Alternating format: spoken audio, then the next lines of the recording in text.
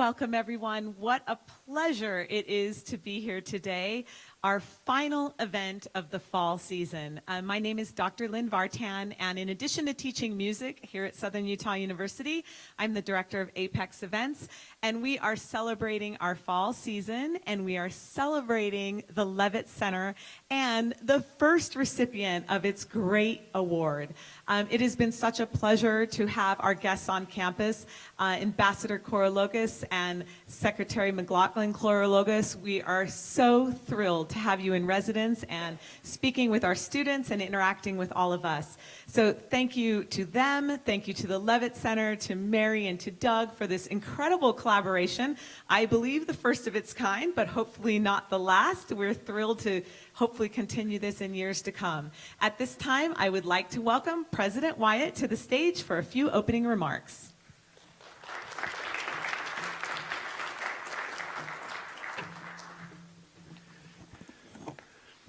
Welcome. In celebration of the Levitt Center's 20th anniversary, the Center is pleased to announce the creation of the Levitt Center Award for Distinguished Public Service. This award is given to an individual with a lifetime of extraordinary public service and who has brought exceptional recognition to the people of the state of Utah. I'm pleased to announce the first recipient of this award, Ambassador Tom C. Korologos. There you are. And I'm delighted to see that you still have your beautiful sling. It matches the color of your jacket perfectly. Ambassador Korologos was born and raised in Utah and ascended to the height of public service in the United States. His service career started in the United States Air Force and then to journalism. He then went to Washington, D.C. to work in the United States Senate and as a staffer in several White Houses. He was chosen for a leadership role in the Coalition Provisional Authority in Baghdad. He's been appointed to the Broadcasting Board of Governors and the United States Advisory Commission on Public Diplomacy, and was chosen by President George W. Bush to serve as the U.S. Ambassador to the Kingdom of Belgium. What a lifetime of interesting experiences and a variety of opportunities to provide service. At this time, I'd like to share a message from Governor Michael Levitt by way of video.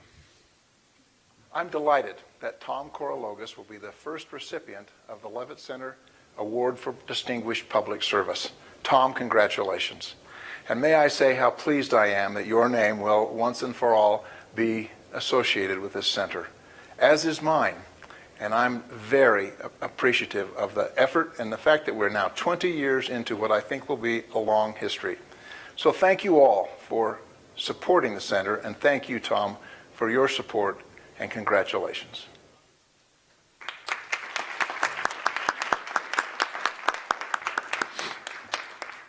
We had a delightful time at dinner last night, and I think you're going to enjoy hearing from the ambassador. Now I'd like to welcome to the stand Dixie Levitt. Come on up, Dixie.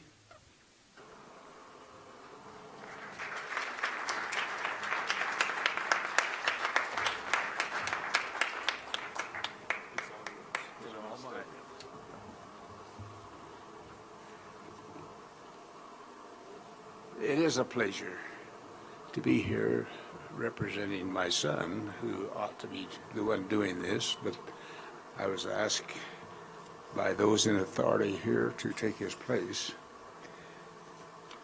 And I want you to know that it is a privilege. I wish I could see your faces, but I can't.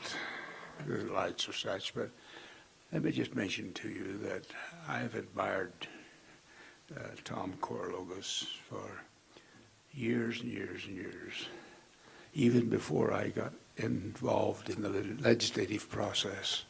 He was a writer for the Salt Lake Tribune, and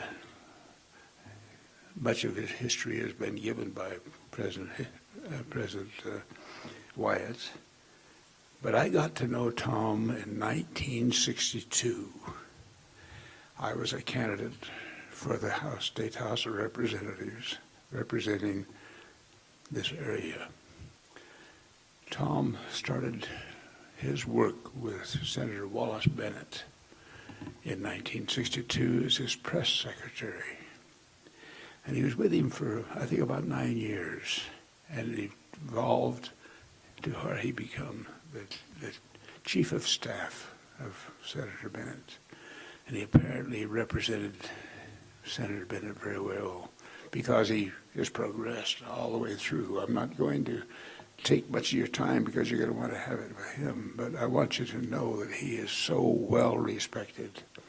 As you start to read through the biography that was provided me,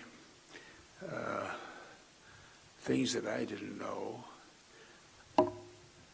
he served with and served with many presidents and vice presidents, and when a new president was coming in, he was involved in the transition types of things, and where he'd have to get a place of influence to determine leadership. And I go through some of the names here that the Bushes, both Bushes, Nixon, Ford. I go down here, the names are very, very familiar to me. They wouldn't be maybe to you unless you're a historic, political historian here. But he's done a great job at representing Utah, but representing the United States, and representing his influence is felt all over the world. And as you go through here, I counted up 15 different board of directors that he serves on, has served and serves on. And I think he is a wealth of knowledge, and I just want to express to you my feelings on that. He's here with his good wife, wonderful wife, I guess. But she was the secretary of the labor under the Reagan administration.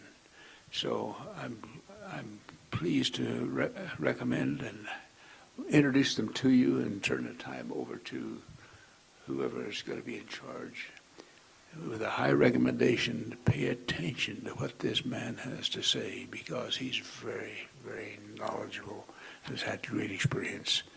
And I appreciate this opportunity to introduce you. Thank you.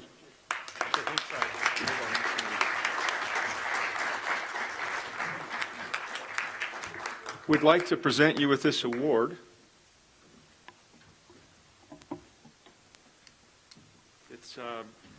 It's a bit heavy, so we'll pretend like we're handing it to you, and then I'll put it on this desk. Thank you. Come on in here.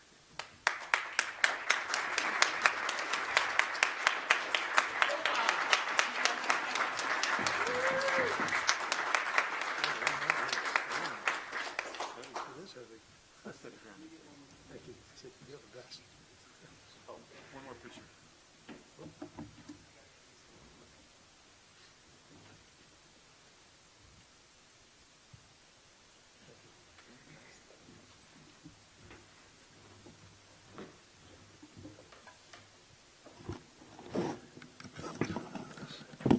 How we do this?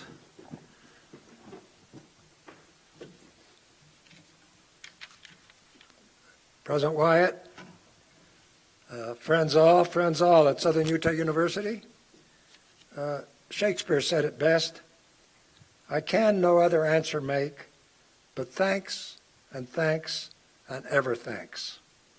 What a signal honor for me to return to my Utah roots to receive the very first Levitt Center Award for Distinguished Public Service here at Southern Utah University. Two things come to mind as I stand here today in this beautiful setting before my family, the faculty, students, distinguished guests all. First, I hope that a father or a mother somewhere tells their young son or daughter, hey, did you see the other day down in Cedar City, SUU and former Dixie Levitt, the state chairman of the state legislator from Utah, presented a big deal award to that Greek guy from Utah.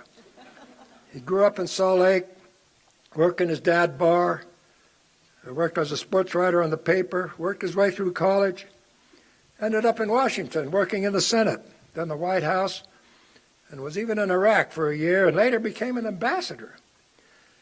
He kept his nose clean, son, was loyal to his belief and his causes, made it a point to help others, wasn't afraid to volunteer for pro bono projects, which helped the country and the community. And with a little bit of luck and energy, he did quite well, didn't he?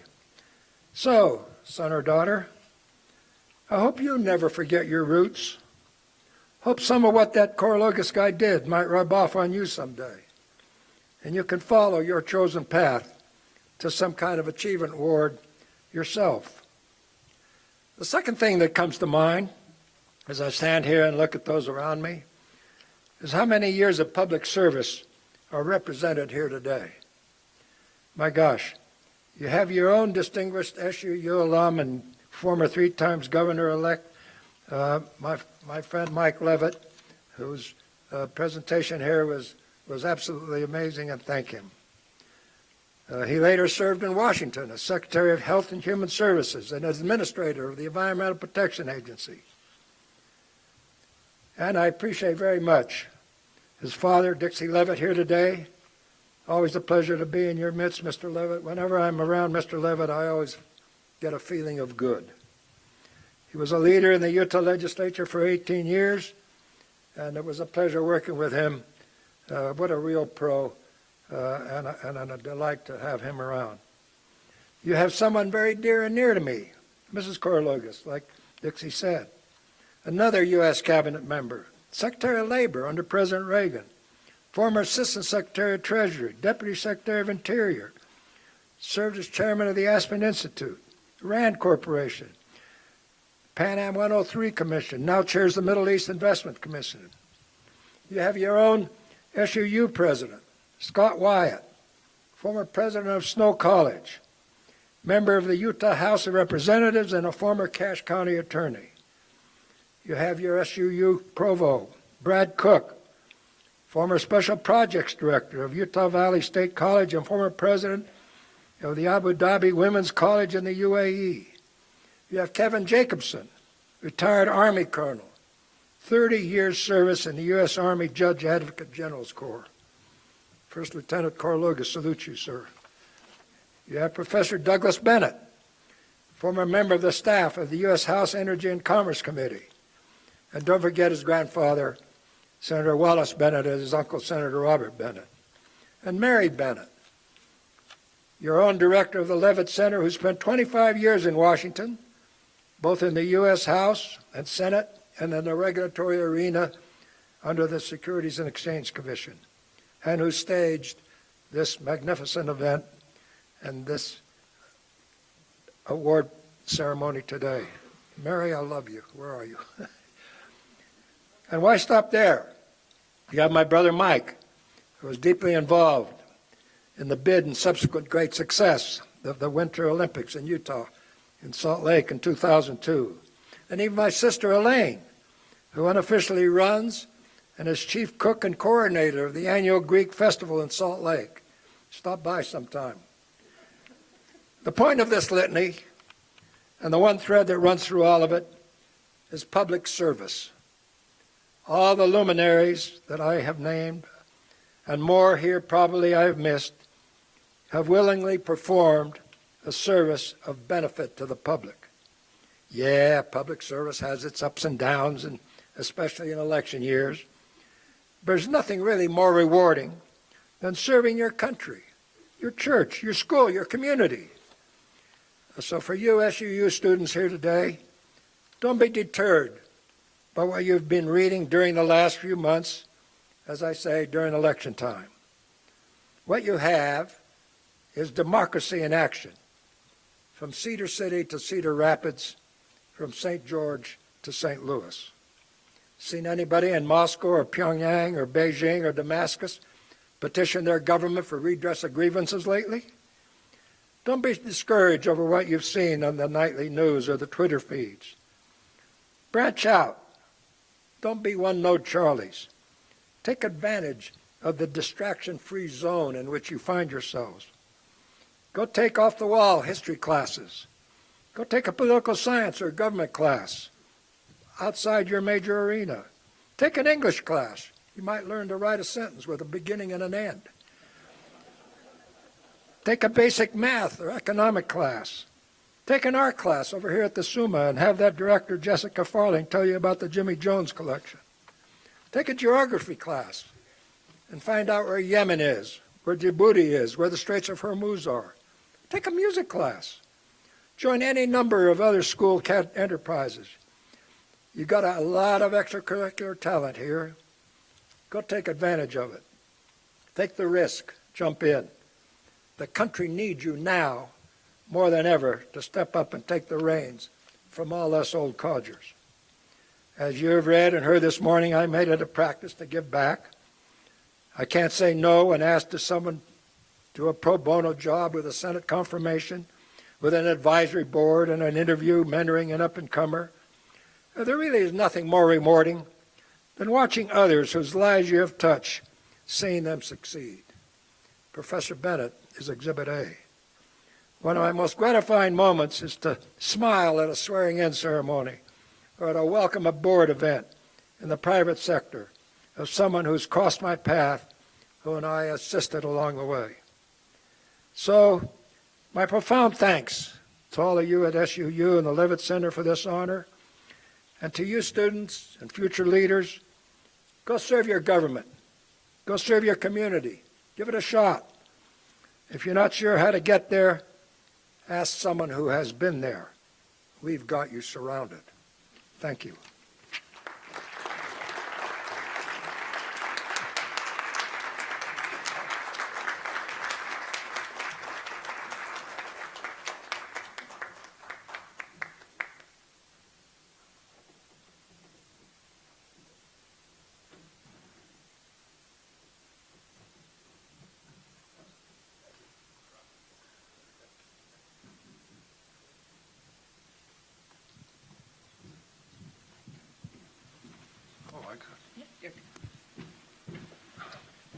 Mr. Ambassador, welcome to Southern Utah University.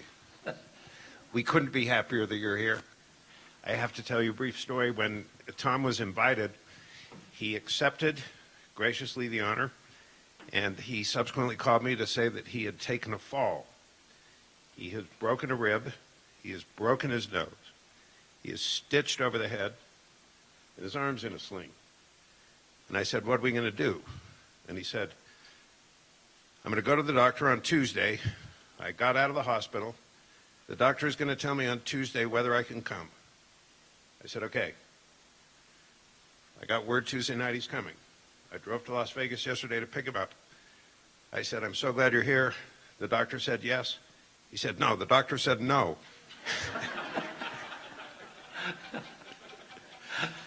I said, then what are you doing here? He said, I would send my body to get that award. Yeah. I just, from a personal standpoint, like to say I'm glad we got this rather than the body, if I may. Tom, as the introduction has indicated, you've worked in 5 White Houses, you've followed politics, you've run campaigns. We just had a rather strange election. In fact, it's still going on, recounts, including in our own state. What lessons do you take from this election, and are things as bad as we're told? Well, first of all, we were told before the election that a wave was coming. A red wave, a blue wave is going to go up to our shores. Don't forget what waves do. Waves bring in garbage. Waves also take out garbage.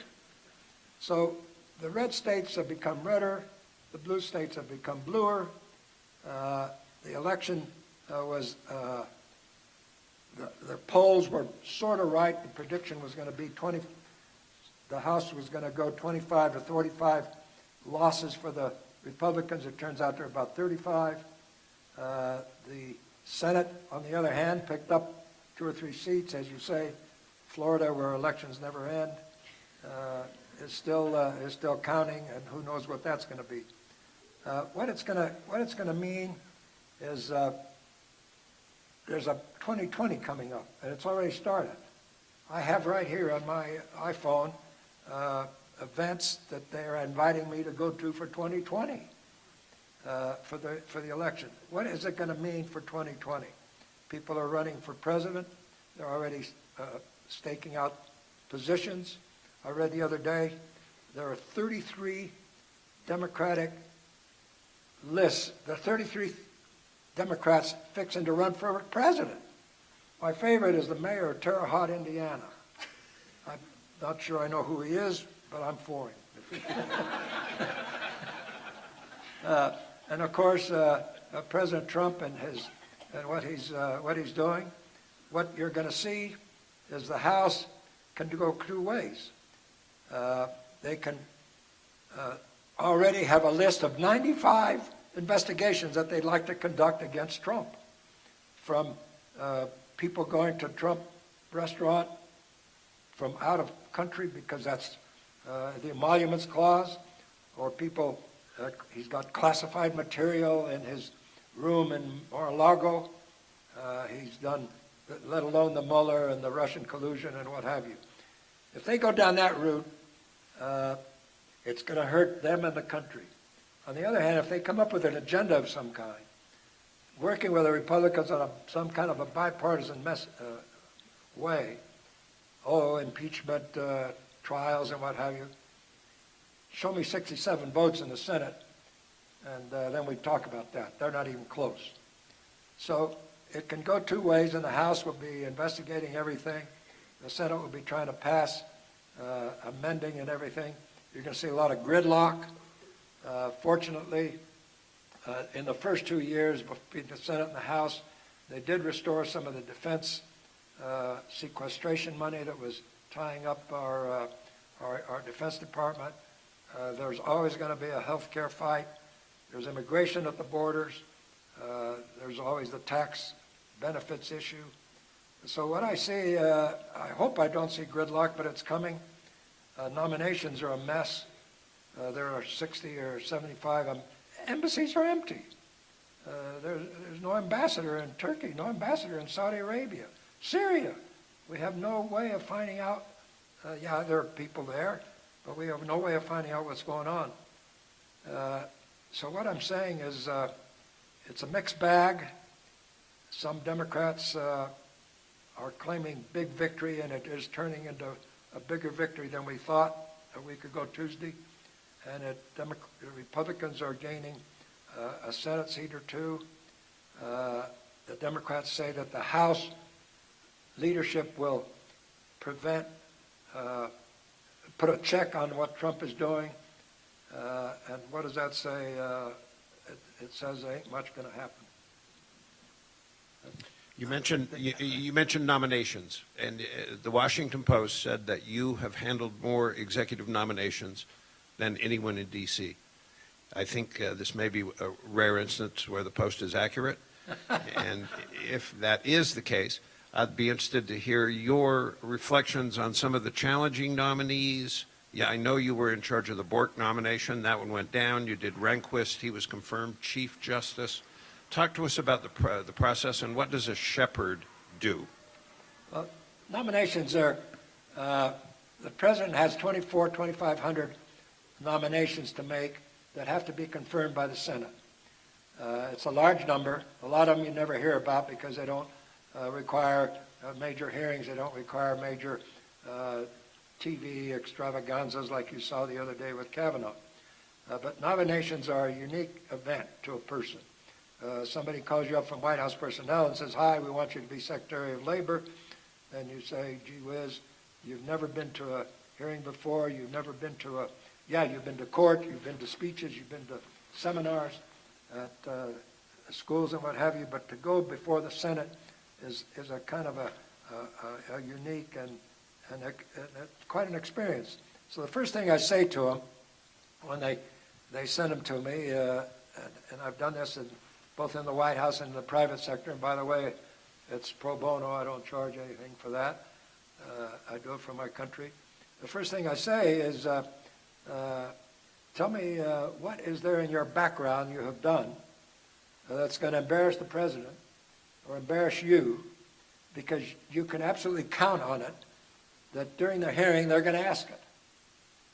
And I said this to one guy in the State Department, can't remember what his job was, and he paused and looked at me for a second, and I looked at him, and he said, "How do they know that?" And I said, "What?"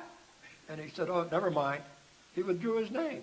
I don't know to this day whether what he had done.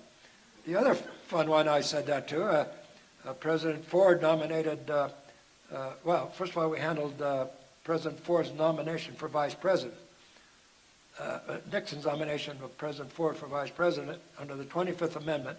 Vice presidents have to be confirmed by both the House and the Senate under the 25th Amendment. And so we got Ford through. Ford became president. Now we need a vice president. So he reached out and got Nelson Rockefeller, Governor Rockefeller. And we were in the Oval Office there, and the president announced Nelson, Governor Rockefeller, applause, everybody happy. And the Oval Office, there were 6 or 8 doors, and people all went out various doors. And I was standing there with the governor. I said, "Governor, you and I are about to get married. Let's go." My office. And he said, yes, I want to talk to you. As we're walking down the hall, I asked him, "What is there in your background that's making you nervous about this whole thing, this hearing, or whatever?" "Oh, gosh, thank you for asking me." He said, first of all, I said, "Look, you don't need to tell me, but get an answer because they're going to ask it." And he said, "Yeah, is my financial disclosure form going to be made public?" And I said, "Just as sure as God made little green apples, yes. It'll be made public because somebody will leak it in a minute." I said, well, why? What's wrong with that? And he said, "Well, my friends and peers are going to realize they're not as rich as I think as I am." He said, and his net worth indeed was only $350, $400 million. And he was worried it wasn't the billions we all thought. He had oil here, and he had art there, and he had property somewhere. And I remember a week or 10 days later, there was a story in the Washington paper that said, "What's he hiding? He's only got $350 million. So he was worried about what his peers would think, that he's not as rich as he thinks he is. But the other thing you say is your role in this nomination confirmation thing is that of a bridegroom at a wedding. Stay out of the way, be on time, and keep your mouth shut. And we might make it through. The other thing you say to him is, aside from the policy stuff, the other thing that we drum into their head, and you've seen it if you watch television sometime, it doesn't always happen. Follow the 80-20 rule. That is, if you're talking 20% of the time, and the senators are talking 80%, you're winning. This hearing isn't about you, it's about them. This is questions they are asking, and they want them to look good, and they're quizzing of you. So if it's 80-20, you're winning.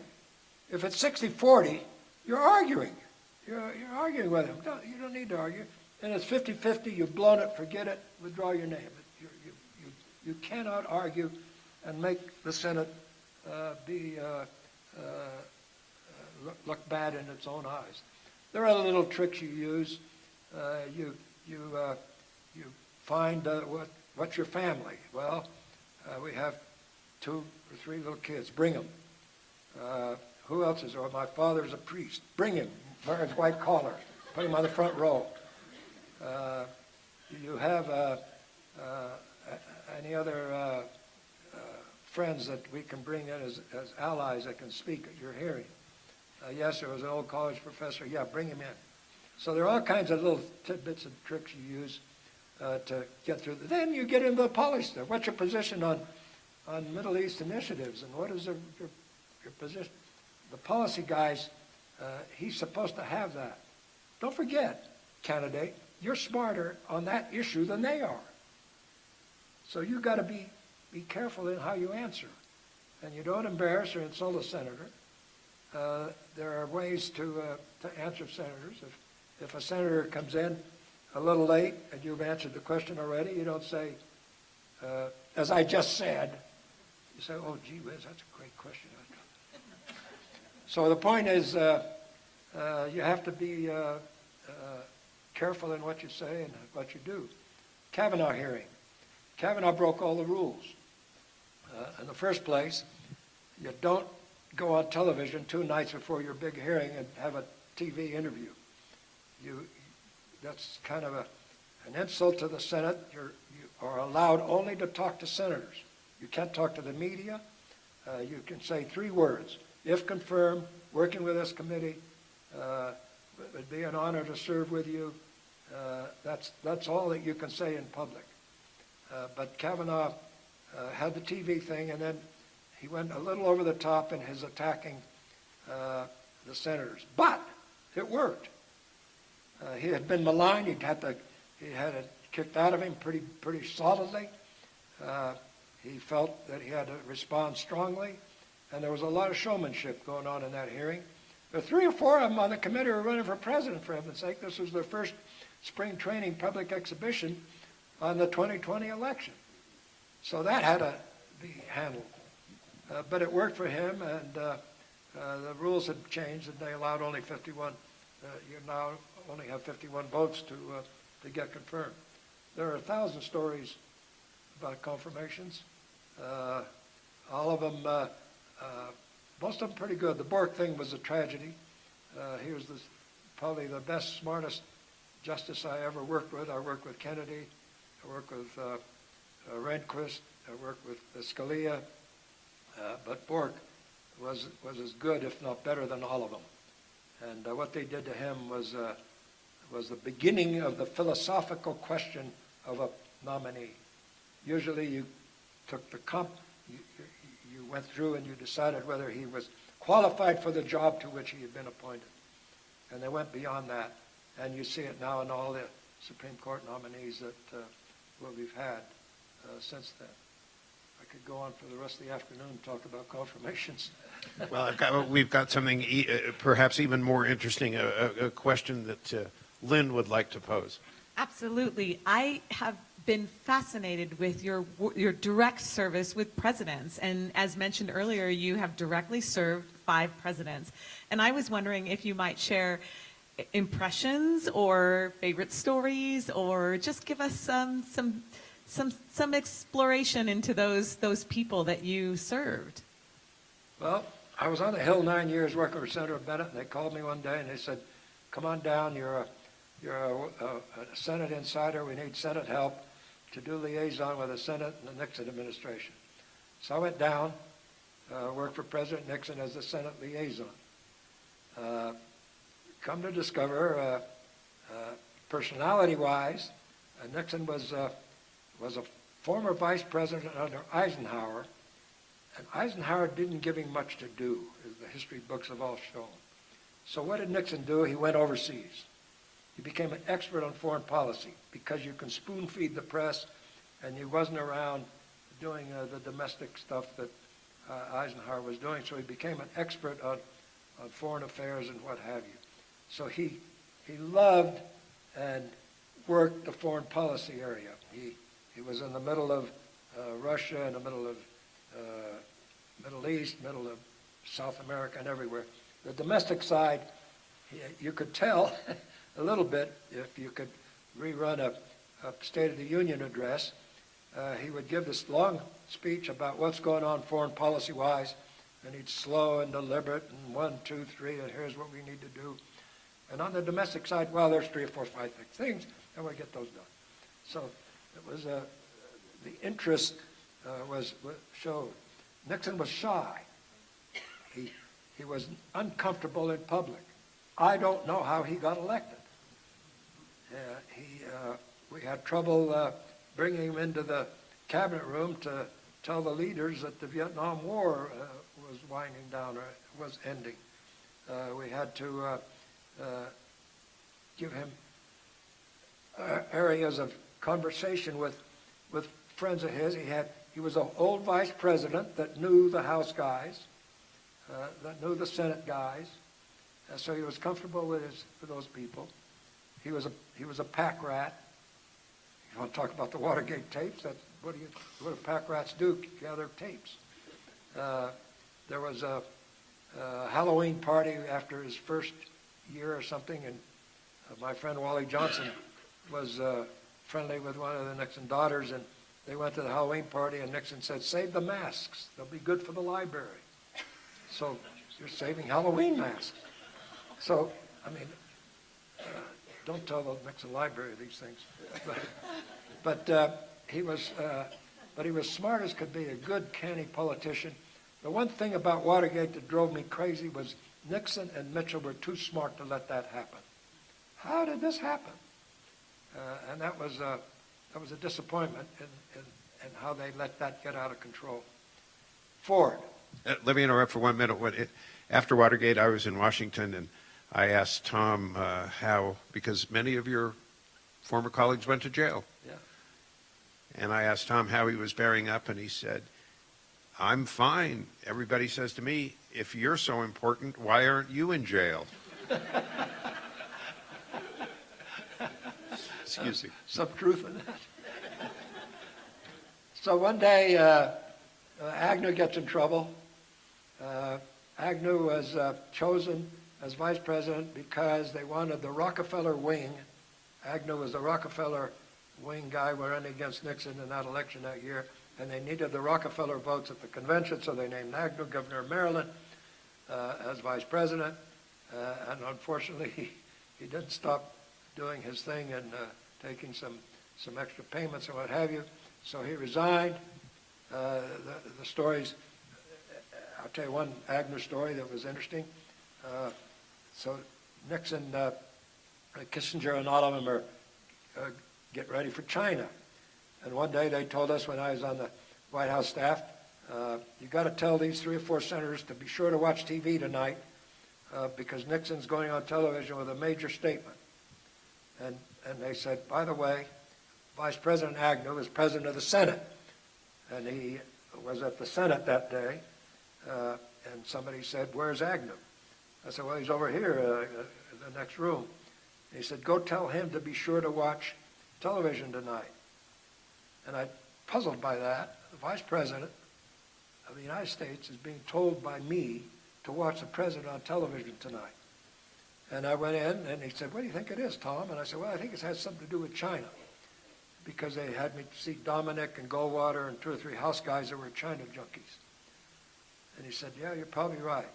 So Nixon gets on TV and announces China. We're going to go. Kissinger's been there, laying the groundwork. I'm going to China. But it was kind of a remarkable thing. They hadn't clued him in. This was a little Kissinger in action, too. So Ford now becomes president. What a president. What is Ford? Ford is a former House person. What do House people do? Somebody says 10, somebody says 5. We agree on 7.5 and go home. Dixie Levitt will tell you that. That happens every day. I should go back for a second. Nixon was a lawyer. What do lawyers do? They like yellow pads. They like long briefs. They write briefs. They write with pens. Ford, as I say, is a congressman. Brought memory members down, loose office. I went by one day and 2 or 3 guys were hanging in the Oval Office with their feet over the couch. I went in, took Russell Long down. Jim, he became president. So one day Nixon resigns. Our long national nightmare is over. And Nixon gets on a plane, and now we are going to meet President Ford, sworn in by Earl Warren in the East Room. So then we have the leadership ready to come in to see the president, the new president. And I did something that was, I'm not sure, that was all right. President Ford is sitting here, the leadership is sitting over there, and the president said, well, let's bring the leadership in, and they're all waiting to stand there, and the president said, by the way, Tom, he said, you're the only guy around here that knows the Senate. Everybody else is a House person. I'm this, and Hartman, and Griffin, and Timmons, and all these guys are House people. So I was the first guy Jerry Ford hired as president. I said to myself, don't let anybody talk you into leaving. And so I went downstairs to the mess for lunch right after it was over, and I said, you Nixon guys are in a heap of trouble. But anyway, Ford, as I say, was a little looser, wasn't structured president. He said, let's bring some leaders down and talk to them. There was a tax bill pending. We brought Senator Long down, chairman of the Finance Committee, to do a tax bill. And Long was one of these guys that pulled his chair forward. And he kept pulling forward, more forward to the president. Pretty soon he's got his hand on Ford's knee, and he's saying, here's what we got to do on this tax bill. Here's what you're going to need to do on that. Here's what you need to do like that. I got a little nervous because Senator Long was kind of telling Ford, here's what we need, here's what we're going to do. And the president, he's been president now 3 days, he's not reacting. The president left from there and went to a summit conference in the Caribbean somewhere with other world leaders, came back, and he said, let's have Russell Long back. Brought Russell Long back. This time, in that week's period, Ford became president. He said, now, Russell, here's what we're going to do. It's going to be like this. Now you tell Wilbur Mills, this is what I want. And I was going to pick him up by the legs and carry him around. So he learned. He was a great personal guy. Loved him to death. He was one of us. Who's next? Then Reagan. President Reagan gets the nomination one day. We worked in the transition. We worked in the Reagan administration. I helped with his confirmations. I took him around to meet during the. He's got elected, and my partner Bill Timmons ran the transition. And first thing we did when he came to town was took him to the Hill to meet Tip O'Neill. So I took President Reagan in with Tip O'Neill and myself. Here these two Irishmen BSing each other. It was quite remarkable to hear him talking. Now, here we're going to get along. And they get along pretty good. Never mind the policy stuff was made a lot of problems. But Reagan was a great communicator. What was he? He'd bring into the office what he was before. Great communicator, had a chief of staff mentality, had all these operating companies and Baker and Deaver and McLaughlin and whoever over there running the various departments, and they report to him. And as long as they kept their philosophy going, and Mr. Gorbachev turned down this wall, he was a hardliner. He rebuilt the 600-ship Navy with Secretary Lehman, and he was really an outstanding human being and a personal guy. I used to take the Greek HEPA guys in to meet him, and we'd sit down, and the Greek Archbishop was a Red Sox fan. So I'm sitting in the Oval Office, and the President and Archbishop talking Red Sox baseball. But it was that kind of an experience. H.W. Bush comes in as Vice President. What was H.W.? H.W. Bush had more experience in the executive branch than any president probably ever. I can't tell you what McKinley did or John Quincy Adams, but H.W. was a congressman. He was chairman of the Republican National Committee, ran the CIA. He was a vice president. He was a UN ambassador, 100 things in the executive branch. He knew the government. He knew the government probably better than any of those other people that come in off the street. And he was took up a lot of the Reagan legacy. Some of it he didn't do, and it cost him. He was a good personal guy. I took my son Philip on an Air Force One ride with him one time when we went somewhere campaigning. I campaigned with Ford too. That was fun. And H.W. was it was good. It was a sorry thing to see him lose. George W., former governor, former owner of the part owner of the Texas Rangers. The other thing that I usually say at these things, that when a president comes in, expect the unexpected. How far back do you want to go? Eisenhower with a U-2, Truman with a steel strike, and you enter George W. Bush, and he's president what? Short time, and 9/11 happens. And it defines your presidency for the rest of the time. You have to cope with that. You have to worry about the safety of this shall never happen again. Ann was on the Pan Am 103 Commission, and they could have learned from what happened at Pan Am 103 prior to 9/11. And then, but W was he was a good guy. He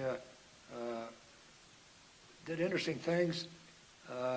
We got into Iraq. He said these guys are not going to get away with this. You saw him on the megaphone, sitting on top of that broken truck and at the tower, at the Twin Tower place. And so he got to the sanctuaries in Iraq, in Iran, in Afghanistan, and ditto Iraq. They sent the Coalition Provisional Authority over there, and they asked me to go help with that. And we dealt with him a lot from that standpoint. He gave us almost anything we wanted. And I came back, went to the signing ceremony, and he said, I want to thank you. You gave me a year of your life. See me after. And so I went in the back room, and there was President Bush, Karl Rove, Andy Card, personnel person, and somebody. And he said, you gave me a year of life. Everybody else gave me $1 million. I want to make you. Where do you want to go?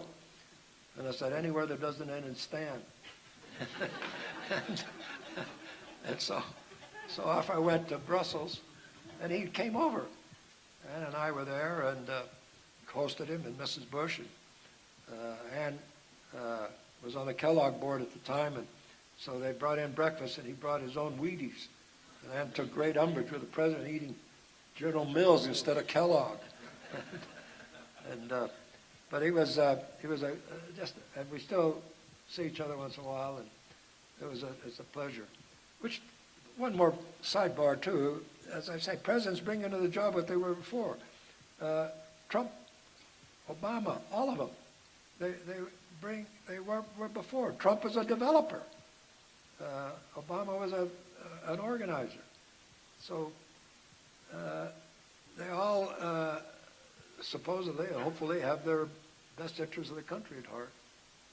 And it's, now that you mention it, it's quite a privilege to have done that for 5 of them. 5 of them. You mentioned the Coalition Provisional Authority in Iraq. You went to Iraq. The president asked you to go to Iraq. How old were you when you went? How old? Yeah. 70. 70. With the young? first wave. So you slept on the dirt. Slept on the dirt. What were you doing in Iraq at age 70? The same doctor said, don't go. Said, you're crazy. I said you were crazy. We all thought you were crazy. What I did was they needed, it was early, they had a whole bunch of money to spend, and they had a whole bunch of members of Congress fixing to come. That first year, 2003 in Iraq, I didn't host them, I babysat 275 members of Congress came through to Iraq. You had to find buses, you had to find secure planes, you had to find food. You didn't eat any of the local food. You had stuff shipped in from Kuwait. You had to find some of them sleeping. You had to find bathrooms. Try going to an Army bathroom that's both boy and girl. And you send Senator Jones into a co-ed bathroom and see how far that gets you. So then it was interesting. We took them around. They all wanted to see hospitals. They all wanted to see sewer construction. They all wanted to see oil. We took them to the oil fields up north in Mosul, where there was Iraq is the 3rd or 4th or something largest producer of oil in the world, except they have no refining capacity. And we went to oil fields where they had Turkish towels wrapped around pipes, preventing leaking. None of it was digitized. All of it was old hand crank. We visited one guy that ran one of the oil refineries, and he had to get up and make a phone call to change something on the oil. He had Saddam had let it deteriorate so bad, and I had emailed Ann. I said, Ann, I feel like George Washington. We're sitting here creating a country. Then I thought about it, and I said, we're doing worse than that. We got to destroy what there was here before we can make a country. George, at least he started from scratch, but we had to start from nowhere. At the beginning of get that stuff out of here, we had to create currency. We had to create a government.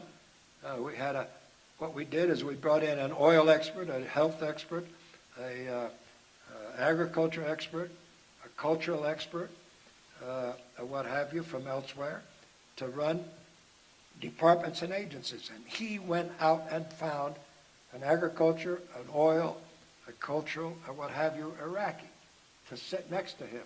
And as the Iraqi grew in his capacity to handle it, the American would disappear. And it went well in a lot of areas.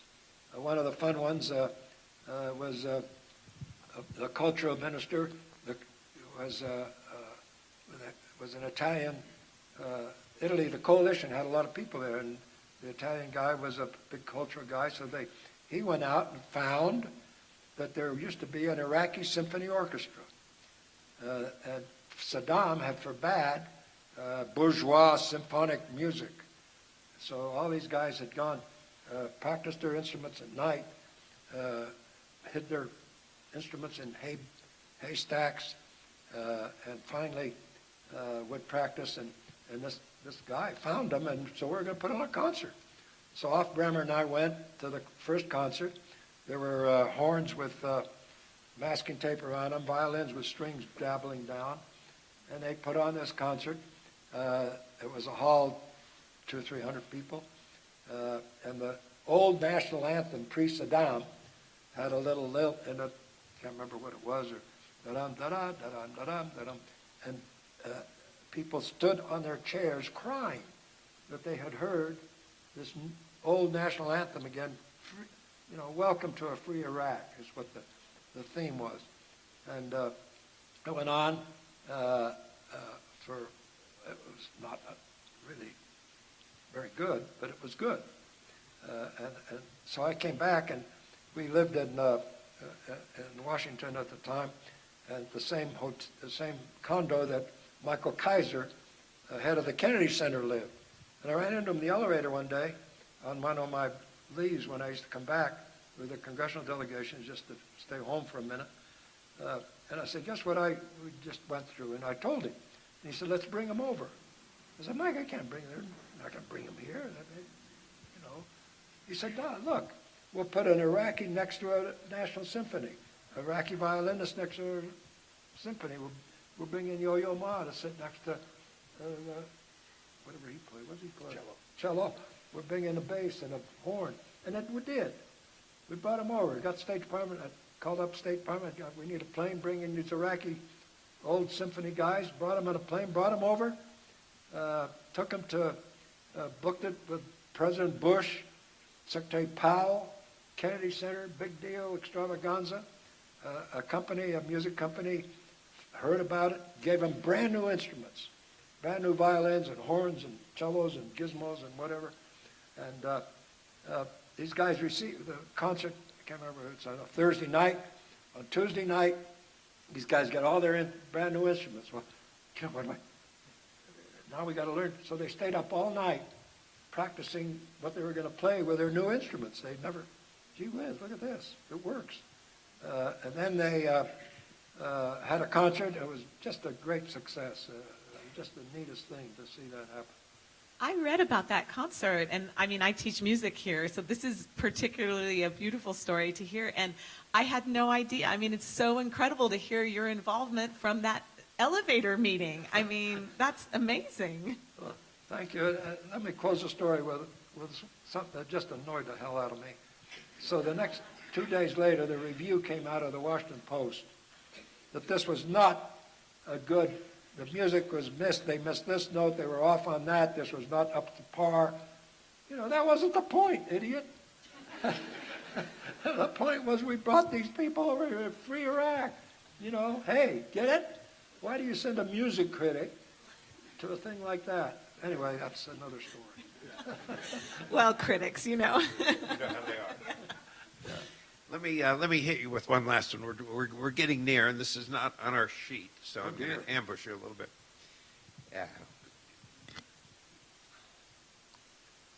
You're a Greek kid from the west side of Salt Lake. Your dad owns a beer bar. You get known early on because the bar runs during Prohibition. Right. Police comes in. Yeah. You're arrested. They asked you what you're doing there. What did you say? I was 11 years old. It was during the war. And somebody turned me into the vice squad. I was working in a bar. And then if anybody's ever been to Greece, you ought to go to a Greek restaurant and see everybody, mother, dad, grandpa, grandkids all working in the same bar. And the guy said, come on, you're going with us. And I said, my dad wasn't there. And I said, well, why? Well, you're underage and you've been reported. Somebody turned me in is what happened. For working in the bar. Yeah, I was serving beer. Yeah, they'd leave 10-cent tips on the counter and I took it. Yeah, I went to school, didn't miss I was excellent attendance record. We all went to Greek school after American school, and it took me off to the jail. Off I went in the police car, and he said, "How long you been working there?" And I said, "Oh, I don't work there." And he seen me, and so I'm going inside, and I'm sitting in the chair, and pretty soon my dad showed up with. I don't know, is the statute of limitation run? My dad showed up with 5 cases of beer and I went home.